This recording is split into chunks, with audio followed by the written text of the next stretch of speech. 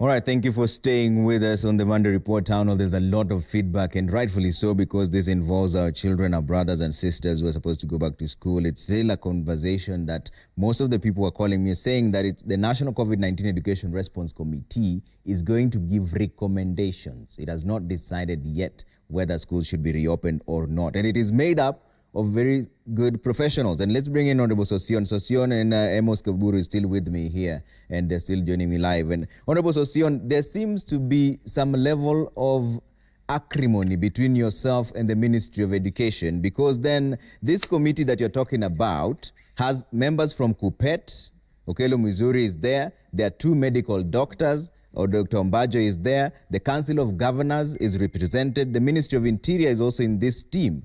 Why do you think they are inept? Let me ask one question. We are Kenya National Union of Teachers, and of course, the most representative teachers union, with majority of our members being the frontline personnel. Why are we not on the list? Why did the minister decide that we cannot be part of the team? Whereas the UNICEF guidelines is that the unions must be on board. All unions must be on board. The Council of Governors is not on board. That's the truth.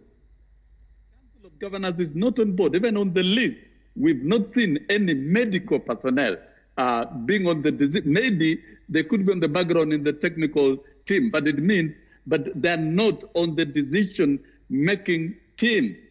The university's academic staff, because our universities, over 32 of them, are also subject of COVID-19 response. Why are they not on the list? And we've seen the practice all over the world, and the guideline even through UNICEF is that government must negotiate with unions on COVID response approaches, and you can only negotiate through this process. If we are out of it, how then are we going to participate in the process of the decision making? If the minister felt that he doesn't want KNUT, that's a different story. And in fact, this is the first time that we are going to be excluded in a process that we think we should apply our mind very greatly. And that, Trevor, we have done a lot. We've consulted, we've put in place experts, including medical personnel, only to be locked out. This is not right. But even then, it's not right. Even then, Honorable Sosion, there's a chance now to give your views to the National COVID-19 Education Response Committee. The chance is open until Wednesday. Are you willing to go and do that? No, what we read from this committee, and we must tell Kenyans the truth, is that the ministry has made some kind of decision. And so if you look at the membership that is constituted, it's a membership that will not question. It is heavy government officers present, so that it's a rubber stamp process. We don't trust it. We shall not submit our views to this committee, but we have put together a team comprising of the civil society, Kenya National Union of Teachers, Universities Academic Staff Union, and we want to prepare a comprehensive position that we think is best for this country, and we will place our views before the right office, and we'll tell you the right office. But we have no confidence in this other process of the task force. We shall not participate. We are not part of it. It is constituted with malice, and we don't think it is going to serve the interest of COVID response in this country. All right, let me bring in Kaburu on this. Kaburu, there are people who are suggesting a gradual reopening of schools, say like candidates go and do exams. There are those who are saying that you should open the schools in stages. So class 1 to around 5, they come to school in the morning, and then others come in the evening. These proposals, do they work in our scenario? Thank you, Trevor. Maybe just a quick rejoinder a little bit to say that I think it is too harsh, or rather being not truthful, to argue that this committee is made up of government officials. When one sees you have Kai Ndumuli, who is the chair of the principals, Gademia, who is the chair of principal of head teachers, Ndoro from the private sector, Nicholas Maiyo, Augusta Mutigani, Jane Mwangi, Nelson Makanda, all these people, none of these people actually works for government. So I think we also have to be so truthful, even in as much as we'll be putting across our points, because even as Desiderata tells it, that we have to tell our truth in a silent or rather in a humble way, because even the dull and the dumb, they too also have their voice, or rather to say. So back to the question on which you are asking, whether a phased approach will be the most appropriate or not. I think there will be several considerations to be put there will be several things to be put into consideration, if you ask me, for you to really take on an approach that will be appropriate to allow children to go back to schools, because you have to look at the resources that you have. Are they resources that are also aligned in the same way or not? Because as we are saying, this is not just a decision that one can wake up and make a conclusion. And it will be very interesting to listen to what, for instance, SG says. He seems to be privy to information that the rest of us are not aware of, on particularly this predetermined decision that he says that he seems to be aware of it. But back to remind him that the responsibility of planning for education, the people of Kenya are the ones who decided that the Ministry of Education has to do it. And I know that even where we have problems, there are mechanisms for recourse in terms of reaching out and ensuring that all this happens. Even me as Amos Kaburu, I would also have loved to be on that committee. But the fact that I'm not there, I know that teachers have a greater stake than what I have. But Missouri is a teacher, Kahi is a teacher, Gademia is a teacher, and also those in the private sector. But they also have mechanisms of how they can also get their views to be put across. So I may also have loved to be there, but I'm not there. But it doesn't mean that after this, I'm not going to put down my views and share with this committee by Wednesday. Because at the end of the day, what makes sense is that a decision that has been made is in the best interest of the children of this country. Yes, we know that, of course, that we have a history of the relationship between the Ministry of Education and the Kenya National Union of Teachers. But perhaps this can be like that time when the people are trying to push a truck, and it reached a point where the cat was the last one, and all they needed was a mouse to come and push the cat, and things will happen. So the relationship between the cat and the mouse, which had been very, very bad, had to be put aside a little bit so that something happens. So we can still extend that hand of friendship to ensure that the kind of decision we make, it's all inclusive, it includes everyone. It is still important, and that opportunity will always be there. So we must always never stop talking to each other. Dialogue is the only way out, because the day we stop talking is the day we start fighting each other. And that way we are not able to achieve an inclusive decision. And we know that inclusive decisions are cardinal in terms of arriving at what we call sustainable development. Okay. All right, so we've been asking Kenyans to give us their views in terms of whether schools should be open or not, and also give their views to the National COVID-19 Education Response Committee. There are several videos that came through. We want to play some of them, then we'll get a reaction from Amos Kaburu and also Wilson Sosion. Listen. I'm thinking that we can do that in stages. We can start with the candidates that have a forthcoming exam, maybe on June. And then we experiment with the rest of the school from September.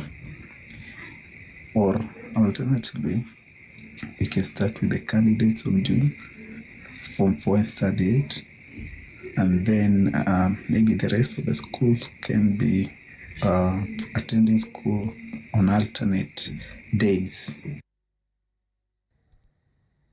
All right, let's bring up another one so that we play them, quite a number of them, then we'll get a reaction. If our markets are left to run, the supermarkets, the shops, everything is going on as usual. Why not schools? Okay, so let's bring in some more of them, then we'll get just a quick reaction, because I know we have quite a number of them coming through to our newsrooms. Let's pray. Schools are being used as facilities for quarantining people. So this is another factor that we need to put into consideration, that these places the schools that is used as a quarantine centers and some as an isolation centers should be cleaned thoroughly, because we don't know any fact about if you get this disease, if you can get it once again. So these places should be cleaned thoroughly. That's when now you should allow the student to go back. Anyone thinking about reopening school must be insane at this point. Why should we experiment with our children? Why not reopen churches first? Do it with clubs and other social gatherings, but for our children, it's a no-no. That the government of Kenya should open the school partially. The KCPE and KCSE candidates should be allowed to school by June, and they must be subjected to mandatory testing. And the government should provide them with sanitizers and masks. Let the government provide transport to all teachers and students during opening and closing of schools. On the other hand, let the government provide the scholars with daily transport. And this one is possible because in every sub-county there are schools with buses. So if the government can fund such schools, then they will avail the buses. All right, let's bring in Honorable Sosion on this. And Sosion, the main question that people have been asking here is stages reopening of schools. But before we get to that, I'm looking at the press statement of the combination of the committee that we were talking about. And it's a 9-member committee. Mr. Indimuli Kahi, Chairperson, Kenyan Secondary Schools Heads Association; Nicholas Gademia, Chairman, Kenya Primary Schools Heads Association; Peter Ndoro, CEO, Kenya Private Schools Association; Nicholas Mayo, Augustine Mudigana, Ms. Jane Mwangi, Nelson Makanda, Sheikh Munawar Khan, Peter Citiene. Are you trying to say that only KNUT will have to be here for these decisions to be made? Trevor, let me make it very clear. Some of the, for example, heads of schools represents head teachers. That is the domain of representation. And they are drawn from associations. Associations don't draw the mandate of representation of all teachers. And if you look at UN and UNICEF, through UNICEF, it talks of unions, teachers' unions. And all negotiations of reopening are being negotiated through teachers' unions, because it's about the conditions of work and service of teachers and the domain of working conditions. Because number one priority is the health of teachers. Then it is a mandate of the unions. So KESHA cannot represent unions. KEPSHA cannot represent unions and any other person. And if you take one union that represents one corner of teachers, that is not representative. For me, I am talking about the guidelines of UNICEF. Why did the ministry think we have no problem when all of them are in, and even if the list was to run up to 20, provided as per the guidelines of UNICEF, the ministry complied. So this one they have not complied. All right. And therefore, and the UNICEF guidelines are very clear about a task force that must include teachers' unions. And we have seen in the UK, as I stated earlier on, all the unions in the education sector have been negotiating through the Labour Centre. In South Africa, the same thing. But here, two serious unions have been locked out. Kenyan National Union of Teachers and Universities, Academic Staff Union. These are unions with stake and representing workers who will be the frontline officers.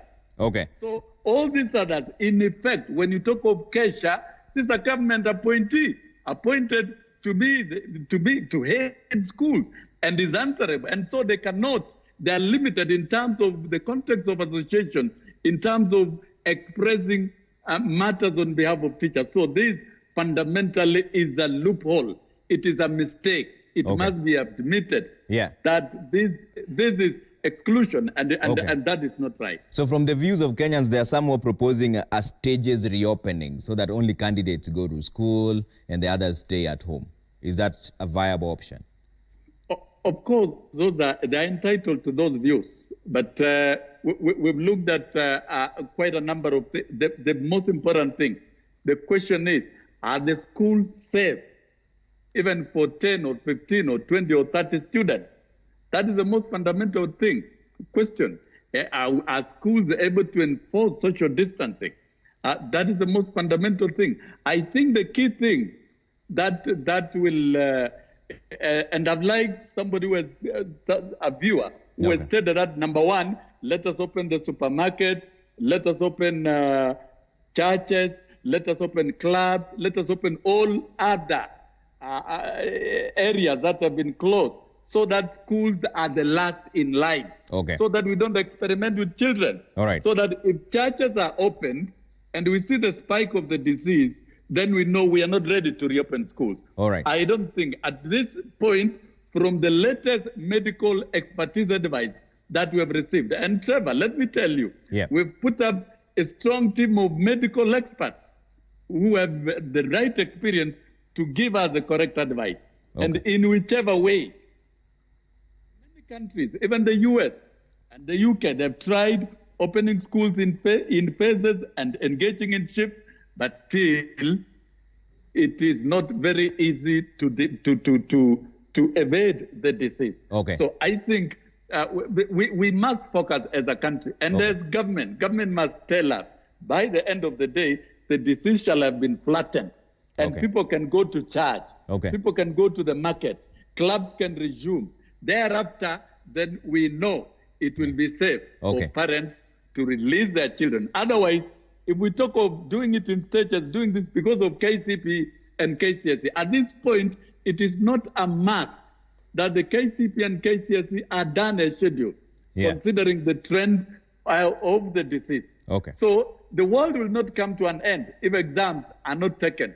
But what is important is to have lives. Okay. If we are going the route that will lead to the spiking of a disease and death of Kenyans, shall we be wise as a country? Okay. Definitely no. This is right. a matter that needs all of us to discuss. Okay. And we need an open table. Yeah. And everybody must be at the table Okay. where decisions are made. And this is the open table we are giving Kenyans here, and they sent in their views. Let's play some of them as well before we bring in Kaburu.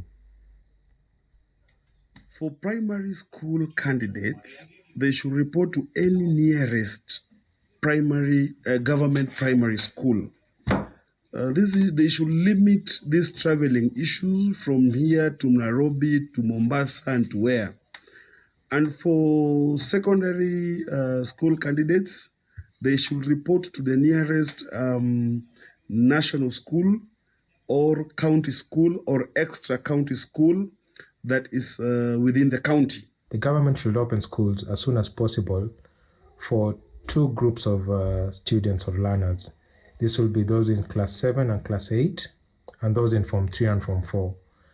And the government should set a schedule or keep on the current schedule for those groups of students to do the exams within the acceptable timelines within this current learning semester or year. There is no need to rush pupils. The exams can be postponed. What is the biggest deal? What deal is there when exams have been postponed?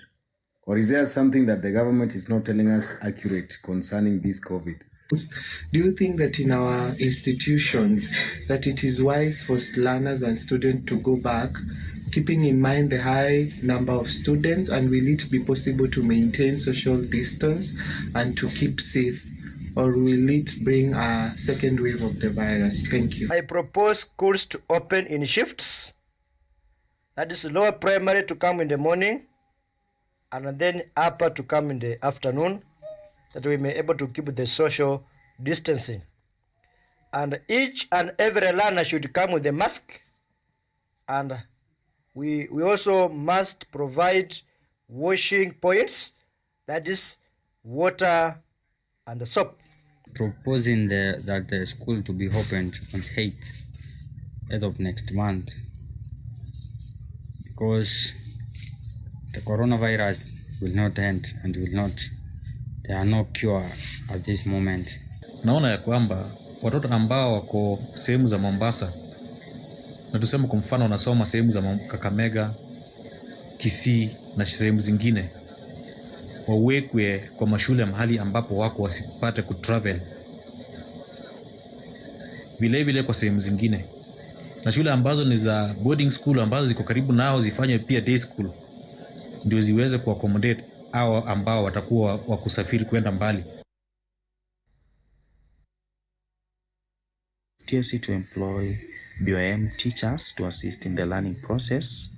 Then those teachers above 55 years should take leave until things go back to normal.